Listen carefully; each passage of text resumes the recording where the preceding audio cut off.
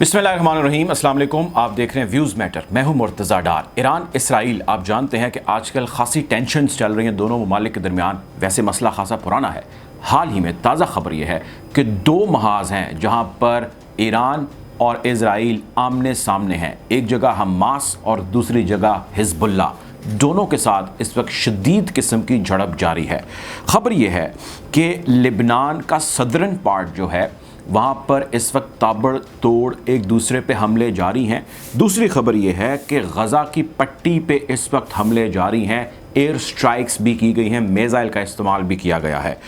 अब एक ही वक्त में इजराइल, हिजबुल्लाह और हमास दोनों के साथ महाज खोले हुए हैं, या हिजबुल्लाह और हमास इजराइल के साथ महाज खोले हुए हैं। ये आपके लिए मैं छोड़ता हूँ कि आप डिसाइड करें, लेकिन आपको थोड़ी सी मैं इसकी डिटेल बताता हूँ कि इस वक्त सूरत हाल है क्या। पहली तो ओवरऑल एक हम 360 रिकैप लेते हैं कि इस वक्त कौन से मामलात चल रहे हैं ईरान और इजराइल को लेकर, और उसकी वजह से कौन कौन से वाक़यात हो रहे हैं। आप भी जानते हैं कि शिप का वाक़या, जो शिप डिप्लोमेसी चल रही है या शिप पे स्ट्राइक्स चल रही हैं या हाईजैकिंग के इल्ज़ाम चल रहे हैं, इस पर हमारी रिसेंट भी 1-2 दिन पुरानी वीडियोज़ हैं, उस पर जाएँ तो आपको एग्जैक्ट समझ आएगी वो वाक़या है क्या।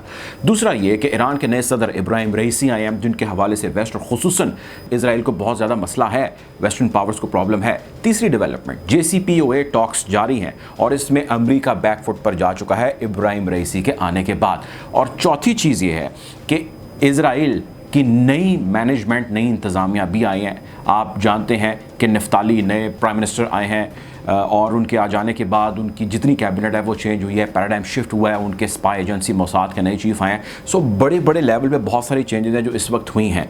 और इस सब में फ़िलहाल इसराइल का अज़्म, मकसद या उनका कहना ये है कि हम ये चाहते हैं कि इस खित्ते को फ्री जोन किया जाए दहशतगर्दाना कार्रवाइयों से, जिसकी वजह से हम मुख्तलिफ ऑपरेशंस कर रहे हैं, मुख्तलिफ चीज़ें हैं, प्लेटफॉर्म है जिस पर जाके ईरान के ख़िलाफ़ हम बरसरे पेकार हैं। और उसकी वजह यह है कि ईरान दुनिया के लिए, हमारे लिए, सब के लिए एक दहशतगर्द मुल्क है, एक ख़तरा है, और उस ख़तरे से हमें सबको नबरदाज़मा होना चाहिए। आप जानते हैं कि इसराइल के डिफेंस मिनिस्टर ने रिसेंटली एक बयान दिया जिसमें उन्होंने कहा कि 10 हफ्तों तक ईरान के पास वो तमाम हथियार आ जाएंगे, जिसके बाद एक एटम बॉम्ब बना लेगा, जौहरी सलाहियत का मुल्क बन जाएगा। इसके हवाले से भी वैसे हमारी डिटेल वीडियो मौजूद है, अगर आप लिंक पे क्लिक करेंगे तो आप इसकी एग्जैक्ट डिटेल में जा सकेंगे।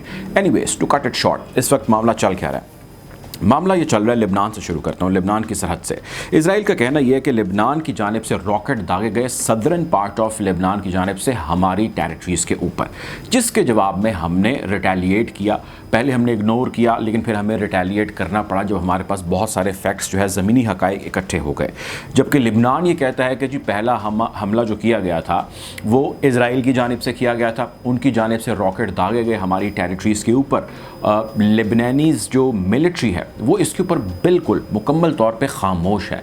लेकिन लिबनान के अंदर जो हिजबुल्लाह की मौजूदगी है, प्रेजेंस है सदर्न पार्ट ऑफ लिबनान के अंदर, उसमें काफ़ी ज़्यादा एक्टिविज़म नज़र आ रहा है और उसमें काफ़ी ज़्यादा मोबिलिटी नज़र आ रही है। और उसको लेके हिजबुल्लाह ने रिसेंटली एक वीडियो भी जारी की है जिसके अंदर वो रिटेलिएशन के अंदर जवाब देते हुए नज़र आ रहे हैं। रॉकेट मिसाइल जो है वो दागे जा रहे हैं इजरायली हुदूद के ऊपर।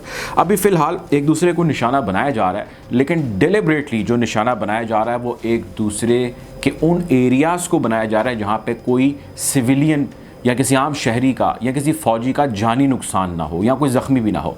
यानी जो खुली जगह हैं, जो मैदान है, वहाँ पर ये रॉकेट दागे जा रहे हैं। और किसी एक वाक़े का होना बाकी है कि ये एक बड़ी जंग की सूरत इख्तियार कर सकती है। सारी की सारी सूरत हाल ये ऑन ग्राउंड रियलिटी है। वहाँ के रिपोर्टर्स इस वक्त इसको रिपोर्ट कर रहे हैं, अखबारात इसको रिपोर्ट कर रहे हैं, और लिबनान की गवर्नमेंट इसके ऊपर बिल्कुल खामोश है या उस तरह वर्जन नहीं दे रही जिस तरह उसको आगे आकर देना चाहिए। आप जानते हैं कि वहाँ पे केयर टेकर गवर्नमेंट है, वहाँ पे हालात ख़राब हैं। इसराइल ने कहा है कि जी सुबह 11:15 बजे के करीब जो है सिबाहा की जानिब से जो सदर्न पार्ट ऑफ लिबनान है वहाँ से 20 रॉकेट दागे गए। उन 20 रॉकेट में से हमने 10 रॉकेट को आयरन डोम के ज़रिए, यानी आयरन डोम जो उनका एयर डिफेंस सिस्टम है जिसमें हवा में मुअल्लक़ कोई जहाज़ हो, ड्रोन हो या कोई रॉकेट हो, उसको वो इंटरसेप्ट करता है और हवा में उसको तबाह कर देता है। वो कहते हैं जी इसके ज़रिए हमने 20 में से 10 के करीब तो फॉर श्योर डाउन किए हैं रॉकेट्स।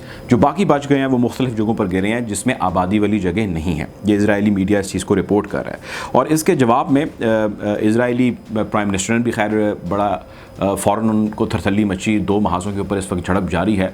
उन्होंने फ़ौरन अपनी हाई ऑफिशल्स को, सिक्योरिटी फोर्सेस जितनी हैं उनके चीफ्स को तलब किया और उसके बाद उन्होंने एक्स्ट्रा ऑर्डिनरी मेजर्स लेने का कहा। उन्होंने कहा कि जी हम रिटेलिएशन करेंगे ईरान के ख़िलाफ़। अब ईरान कहाँ से आ गया भाई? बात तो हम लेबनान की कर रहे हैं और दूसरी बात हम फ़लस्तीन की कर रहे हैं। ये बात आप जानते हैं कि ईरान की सपोर्टिव प्रॉक्सीज कह लीजिए, उसका मिलिटेंट विंग कह लीजिए, अगर वो लेबनान में है तो वो हिज़्बुल्लाह के नाम से है, अगर वो फ़लस्तीन के अंदर है तो वो हमास के नाम से है।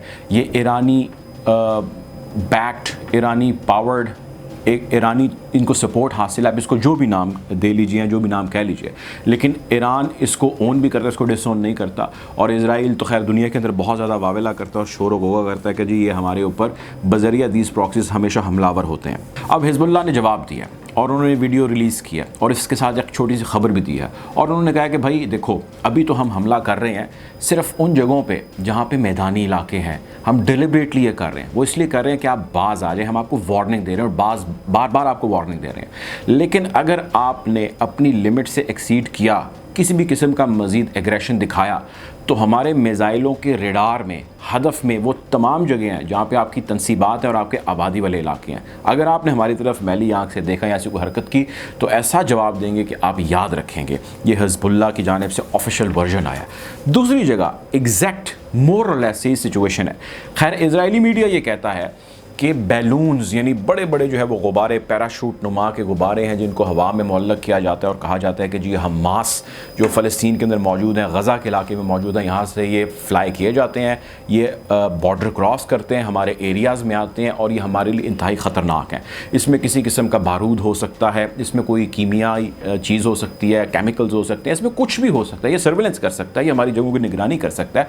सो हवा में मुअल्लक गुब्बारे किसी भी चीज़ से लेस हो सकते हैं। ये गुज़िश्ता कुछ 2-3 साल से हमास जो मौजूद है गज़ा के अंदर वो इसका इस्तेमाल कर और बड़ा टेक्निकली इस्तेमाल कर और एक ऐसी चीज़ है जिसको आयरन डोम भी इंटरसेप्ट नहीं कर सकता। ज़रा गुब्बारे को आयरन डोम नहीं इंटरसेप्ट करता, वो इंटरसेप्ट करता है तो किसी टेक्नोलॉजी या किसी ऐसी चीज़ को करता है जिसमें कोई मेटल का इस्तेमाल है, जो आयरन डोम के हवाले से इजराइल का मौक़िफ़ है। अब आयरन डोम भी यहाँ पर फेल है और ये कोई ऐसा मुहलिक फ़िलहाल अभी तक तो इसने रिज़ल्ट नहीं दिया, लेकिन इजराइल का ख़तरा अपनी जगह बाकी है। ऐसा ही हुआ, वो ये कहते हैं कि जी कल रात इन्होंने हवा में मुअल्लक किए गुब्बारे और वो गुब्बारे हवा में एक देर तक फ्लाई करते रहे, उसके बाद ज़मीन पर गिरे, जंगल की साइड पर गिरे और वहाँ पर आग लग गई और हमने अब इनको नहीं छोड़ना। जवाब में इजराइल ने ये किया, तल अवीव से जहाज़ उड़े और उन्होंने अटैक किए गज़ा की पट्टी पे। जबलिया गज़ा की पट्टी के करीब ये जगह है जहाँ पर ये अटैक किए गए हैं। इन अटैक किए जाने का मकसद ये है या उनका कहना ये है कि यहाँ पे हमास की बेसिस मौजूद हैं और उन बेसिस के ऊपर हमने हमला किया और उनको निस्तो नाबूद हमने कर दिया, उन तमाम बिल्डिंग्स को निशाना बनाया। अभी तक किसी भी किस्म के जानी नुकसान या ज़ख्मी की इतला नहीं आई। ये दोनों जगहों पे तकरीबन मोर और लेस एक ही किस्म की जो है वो झड़प जारी है, शदीद किस्म की जारी है। 100 से ज़्यादा रॉकेट दागे जा रहे हैं एक दूसरे के ऊपर, लेकिन डिलिबरेटली एक दूसरे का जानी नुकसान नहीं किया जा रहा है। और ये बार बार चीज़ तंबी की जा रही है, वार्न की जा रही है दोनों साइड से कि अगर थोड़ी सी एस्केलेशन हुई किसी भी जगह से तो इस मरतबा बहुत घुमसान की जंग होगी, लड़ाई होगी। बहरहाल सूरत हाल खासी कशीदा है। ईरान इसराइल का मामला गंभीर होता चला जा रहा है। ईरान के नए प्रेसिडेंट के आ जाने के बाद मामला और जो है वो गंभीर होते चले जा रहे हैं। उनमें प्रेसिडेंट की पॉलिसी है या उनकी पर्सनैलिटी है, ये यकीनन आने वाला वक्त ही बताएगा। हम कोशिश करेंगे खत्ते की बदलती सूरत हाल से आपको लम्हा ब लम्हा अपडेट रखें और अपने व्यूज़ एनालिसिस आपके साथ शेयर करते रहें। अगर आपको ये वीडियो अच्छी लगी है इस चैनल को सब्सक्राइब करें ताकि ऐसी मज़ीद वीडियोज़ आप तक बज़रिया नोटिफिकेशन पर वक्त पहुँच सकें। अपना ख्याल रखें, दुआ में याद रखें। अल्लाह हाफ़िज़।